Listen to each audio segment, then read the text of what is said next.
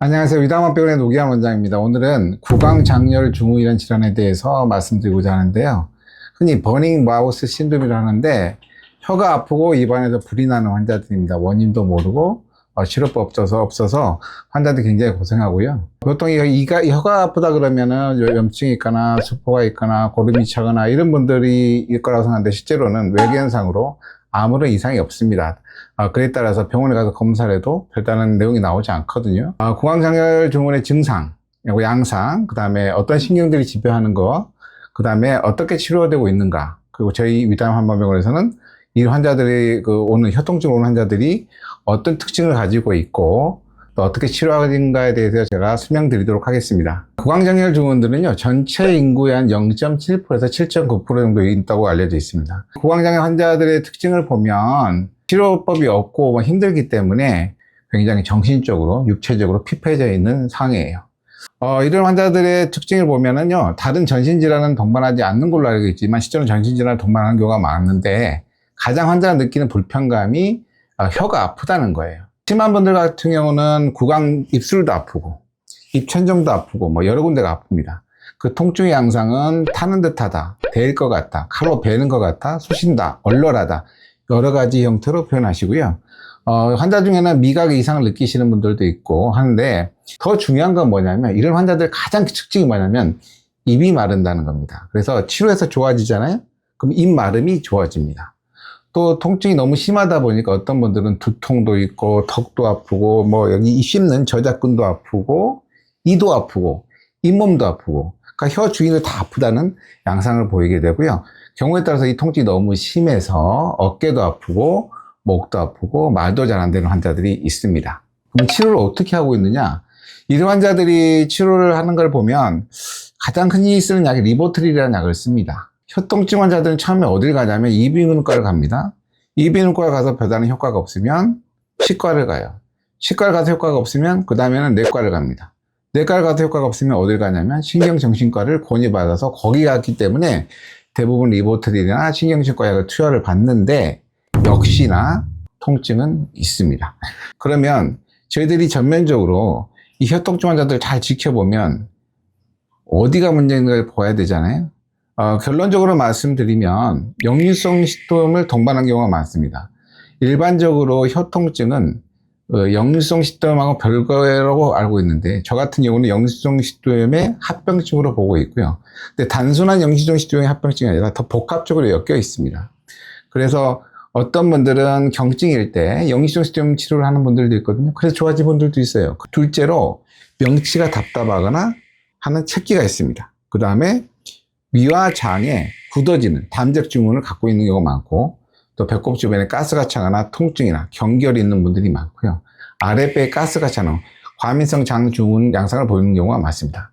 이게 뭐냐면 실제로 담적병 환자의 전형적인 모습인데 이 담적병이 좀 심해지다 보면 역류가 일어나게 되고 그 역류가 일어나면서 여러 가지 장기를 망가뜨리면서 혀통증이 오는 거라고 보시면 되겠습니다. 그래서 위담한병원에 내원하는 혀통증 환자들의 특징은 위아장에 담적 독소가 있고 체기가 있고 위아장에서 위에서 소화가 안 되다 보니까 장에 독소가 쌓여서 장에서 열이 나고 또 간과 심장에 독소가 스트레스나 이런 거에서 독소가 쌓이게 돼서 또 열이 쌓이게 되고 또 병을 오래 앓다 보니 몸의 진액이 소모되면서 입이 마르게 되는 현상이 이 복합적으로 가지는 경우가 많습니다.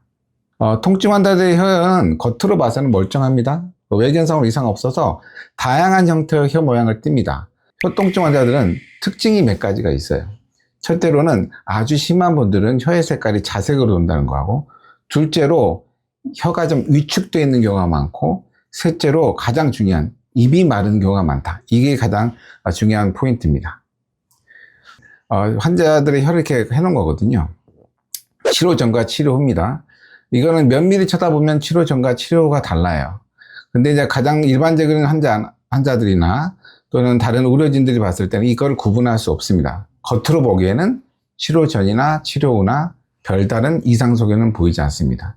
단 환자는 치료 전에는 통증이 있고 치료 후에는 통증이 없게 되는 거죠. 실제 환자 사례를 볼게요. 이분은 혀가 창백하게 오셨고요. 그다음에 입마름이 심해서 넘기는 것도 힘들다는 분이셨습니다. 또 잇몸과 입술이 마른 상태였거든요.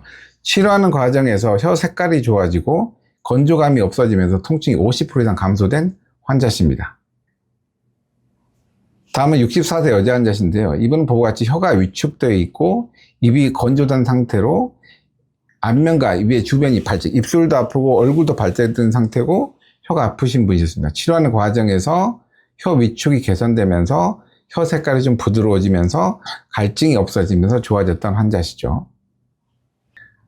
이 환자 같은 경우 잘 보시면 이 환자 같은 경우도 혀가 백태가 많고 위축되고 건조하면서 어떤 음식을 먹어도 쓰게 느꼈던 환자신데요.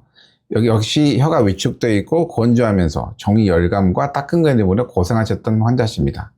이분이 치료하시면서 혀 건조함이 없어지면서 통증이 개선되고 다른 증상들도 계셨던 환자십니다.